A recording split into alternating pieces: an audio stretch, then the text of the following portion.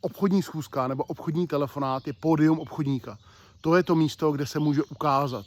Kde se může ukázat, jestli dokáže vytvořit vazbu, jestli dokáže zaujmout člověka, jestli dokáže reagovat na jeho argumenty, jestli dokáže vypíchnout hodnoty toho, co předává a jestli dokáže prodat. Obchodní schůzka je to místo, kde se láme chleba. A spousta lidí pořád neumí vést správně obchodní schůzku. Neví, že to má svoje pravidla, svoje zákonitosti, že nemůžeme pořád prostě jenom jako mluvit, že je potřeba vést dialog, že tam je nějaký closing, že tam je prostě část, kdy prostě můžeme prezentovat to, co děláme, ale nemůže být hned na začátku.